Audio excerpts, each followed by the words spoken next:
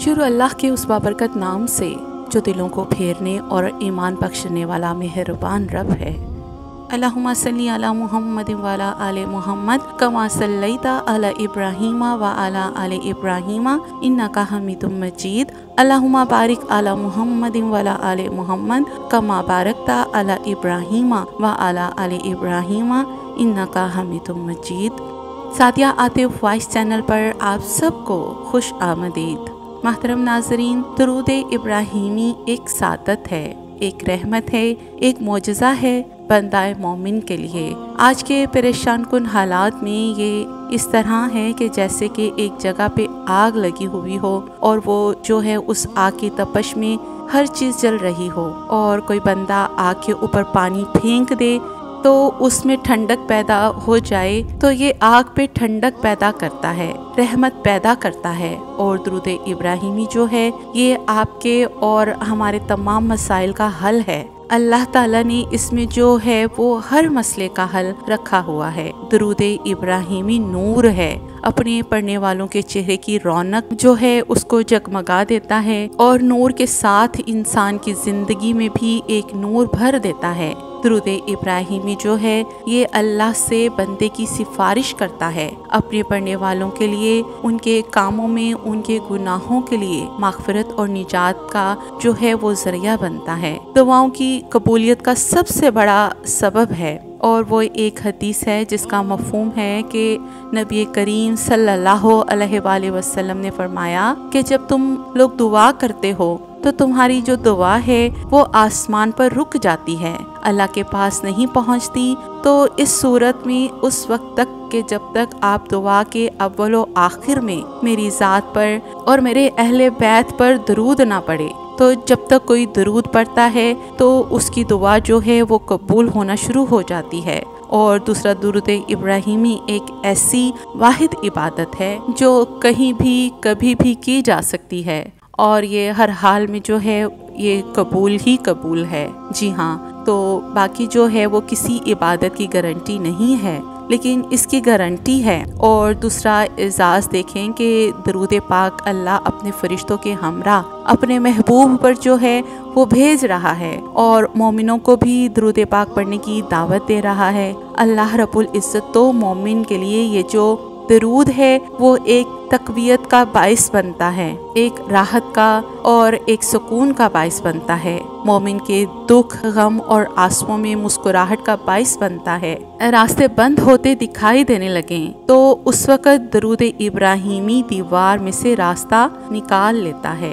एक बहन का मुशाहिदा है, वो आपसे शेयर करना ज़रूरी समझती हूँ। वो कहती है कि ज़िंदगी में एक ऐसा वक्त भी मुझ पर आया कि मुझ पर सारे दरवाजे बंद हो गए थे, मैं मायूस हो गई थी। तब किसी ने दरूद इब्राहीमी की जो है वो मुझे ताकत समझाई। मैंने दरूद इब्राहीमी को पढ़ना शुरू किया, दिल की गहराइयों से, यकीन से और मोहब्बत के साथ पढ़ना शुरू किया। तो आप यकीन करें कि कुछ ही दिनों में मुझ पर ऐसा सुकून उतरा, दिल में एक ऐसी तस्कीन उतरी जिसे रहमतों की बारिश हो रही हो। सुभान अल्लाह। रुकावटें दूर होने लगीं, दिल के अंदेशे जो थे वो सब ख़त्म हो गए और वो काम जिसके लिए दिल बरसों से दुआगो था, अल्लाह रब्बुल इज़्ज़त ने वो काम भी कर दिया।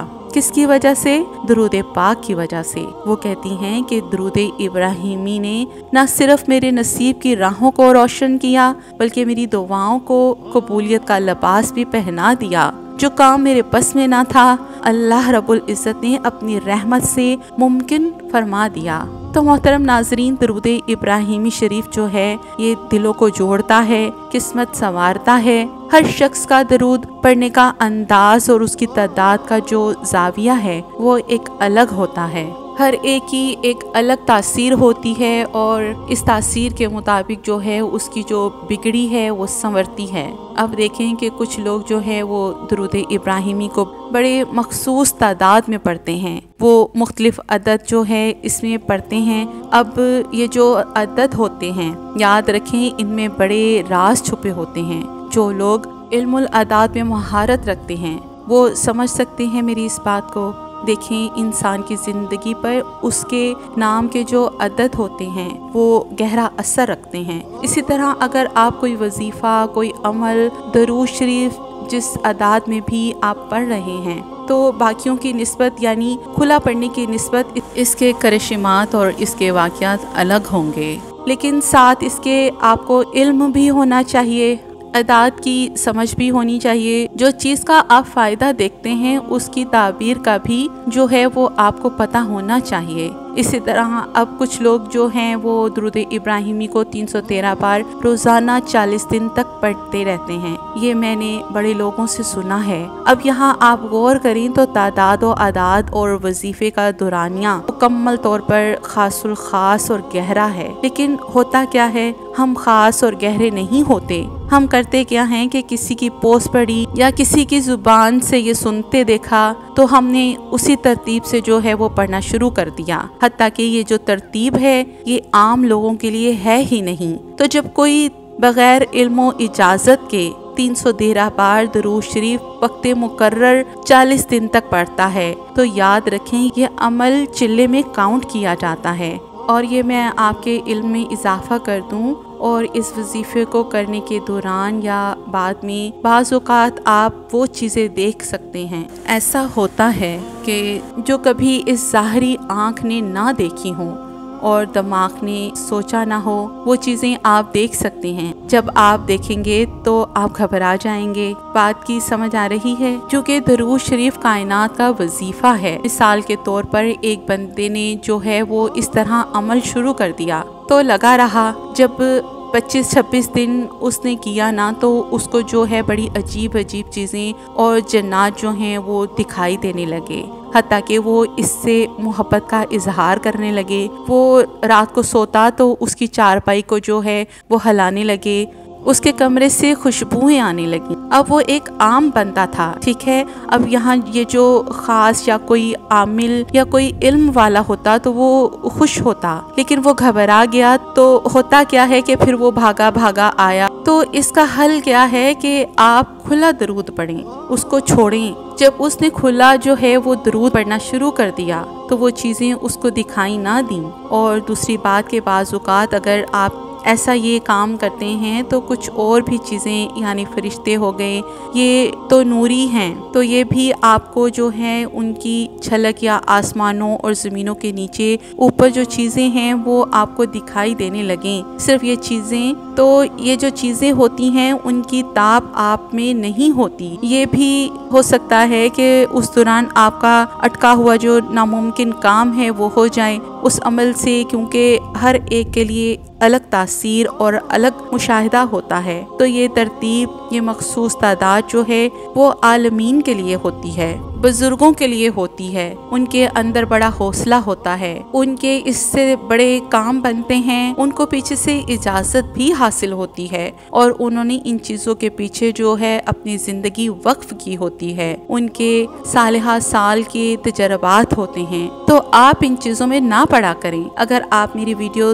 देखें तो मैं अक्सर आप लोगों से गुजारिश करती हूँ, एक अर्ज़ करती रहती हूँ कि दरूद शरीफ के लिए आप तादाद, मुकर्रर जगह, मुकर्रर खुशबू वगैरह या उन चीज़ों की तरह ना पढ़ा करें जो आलिम पढ़ते हैं या चिल्ला वगैरह होता है। तो ये चीज़ें तो वहाँ पे दरकार होती हैं। आप दुरूद पाक को जितना आसानी के साथ पढ़ सकते हैं, बेशक 40 दिन नहीं 40 साल तक पढ़ते रहें। इस दुरूद से आपको कोई मसला ना बनेगा, आपको नूर मिलेगा, रहमत मिलेगी, आपका ये जहां संवरेगा, आपका वहां जहां आपने जाना है उस जहान में बेहतरी आएगी। आपके नामाए अमाल में जो है वो दरूद ही दरूद लिखा जाएगा। आपके गुनाह माफ़ कर दिए जाएंगे, आप पे रहमतों का नज़ूल होगा, आपको अल्लाह और उसके रसूल सल्लल्लाहु अलैहि वसल्लम का कुर्ब नसीब होगा। तो मेरी आप सबसे गुजारिश है कि इन सब चीज़ों में ना पड़ें। और दूसरी अहम चीज़ जो होती है, जब ये कोई चिल्ला या ये चीज़ें लोग करते हैं या आमलीन करते हैं तो उनका करने का जो मकसद होता है वो अल्लाह की रज़ा नहीं होती। वो अपने मफाद के लिए करते हैं और मफाद के लिए और अल्लाह की रज़ा में ये ज़मीन और आसमान का फ़र्क होता है। याद रख लें ये बात कि कितनी ही बड़ी नेकी का काम क्यों ना हो, लेकिन जब आपकी नीयत में फर्क आ जाता है तो वो नेकी नहीं रहती बल्कि नुकसान का बाइस बनता है। तो मेरा आप सबसे मशवरा है कि ये 40 दिन और मखसूस तादाद और वक्त से जो एक मुकर्रर करके आप पढ़ते हैं उनसे निकलें। ये झूठे लोग बाज़ औकात जो है जिन्होंने खुद किया नहीं होता वो पोस्टें लगा देते हैं या वीडियो में व्यूज की खातिर ये कर देते हैं और आप जो है बगैर इल्म के बगैर तस्दीक किए हुए आप लोग जो है वो शुरू कर देते हैं। तो मोहतरम नाजरीन, मेरी आपसे गुजारिश है कि बेशक दुरूद इब्राहिमी आप 5000 मरतबा पढ़ें, चाहे जितने अरसे तक पढ़ें। ये दरूद आपको वहाँ पर पहुँचाएगा जहाँ आप सोच भी नहीं सकते। लेकिन ये चिल्ले और वक्त मुकर्रर और ये चीज़ें मैं इतनी गुजारिश करती हूँ कि इनसे बचा करें। उठते बैठते अदब और इखलास से पढ़ें, ठीक है। आपको इससे वो तासीर मिलेगी कि आप हैरान रह जाएंगे। तो दुआ है कि अल्लाह रब्बुल इज़्ज़त हम सबको ये समझने की तौफीक अता फरमाए और दुरूद पाक को अल्लाह की रज़ा के लिए नबी करीम सल्लल्लाहु अलैहि वसल्लम के इश्क में पढ़ने की तौफीक अता फरमाए। ए गफूर और रहीम रब, हमें और हमारी औलाद को तौफीक अता फरमा कि हम लोगों की ज़िंदगियों में खुशियाँ और मुसरतें बखेरें, दूसरों में आसानियाँ और भलाइयाँ बांटें ताकि लोगों की मोहब्बतें और अल्लाह की खुशनुदी हासिल कर सकें। या अल्लाह हमें बेहतरीन जिक्र करने वाला, बेहतरीन शुक्र अदा करने वाला और बेहतरीन इबादत करने वाला बना दे और हमारी दुआओं को अपनी बारगाह में कबूल फरमा ले। अल्लाह रब्बुल इज़्ज़त हम सब का हामी व नासिर हो और दूसरों की मोहताजी से बचाए। अल्लाहुम्मा आमीन या रब्बुल आलमीन। अगर आपको ये वीडियो पसंद आई हो तो इसे ज़्यादा से ज़्यादा शेयर करें ताकि ये पैगाम और ये नूर दूसरे दिलों तक भी पहुँचे। सादिया आतिफ वॉइस चैनल को सब्सक्राइब करें, बेल आइकॉन दबाएं और हमारे साथ दुरूद पाक की इस रोशनी को फैलाने में हिस्सा डालें। अल्लाह आपको दुनिया और आखिरत की भलाइयाँ नसीब करे। आमीन।